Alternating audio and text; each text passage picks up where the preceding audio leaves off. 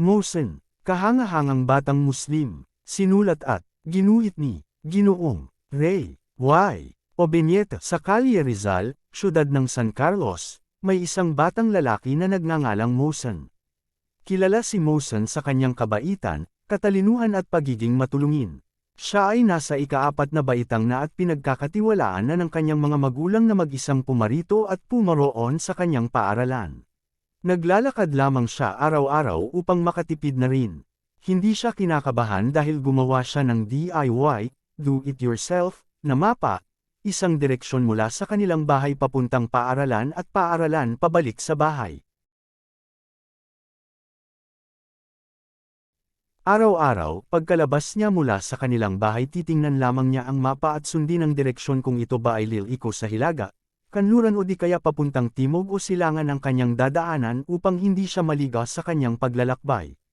Isang araw habang papunta siya sa paaralan, bumabati siya ng may ngiting pag-asa sa kanyang mga kapitbahay.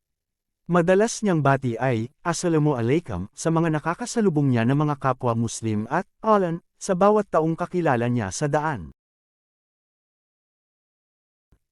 Nang siya ay napadaan sa may palengke, napansin niya si Aling Fatima na patawid sa kabilang daan. Nahihirapan siyang bitbitin ang kanyang mga pinamili. Ito ay kanyang nilapitan at sinabing, Saba al-Khair Aling Fatima. Ako na po ang magdadala ng mga pinamili mo. Ihahatid ko po kayo sa kabilang daan. Nagpasalamat si Aling Fatima kay Mosen sa kanyang kabaitan. Shukran, Mosen, ang bait mo talagang bata. Habang nagpapatuloy si Mosen sa kanyang paglalakad, napansin niya ang isang grupo ng mga kabataan na nalilito sa kanilang nilalaro. Sa halip na pumunta sa kanyang mga kaibigan nagpasya siyang tulungan sila. Isang araw, natutunan ni Mosen ang konsepto ng ihsan sa Islam, na nangangahulugang gumawa ng mabuti ng may kahusayan at tapat na hangarin at nalaman din niya na ang ibig sabihin ng kanyang pangalan na, Mosen, ay matulungin at makatao. Dahil dito naging inspirado siya, at nakiisa siya sa paglilinis sa komunidad. Kasama ang kanyang mga kaibigan at kapitbahay, nilinis nila ang mga kalsada, nagtanim ng mga bulaklak, at lumikha ng mas magandang kapaligiran para sa lahat. Kumalat ang balita tungkol sa kabaitan ni Mosen. Siya ay naging huwaran sa kanilang lugar.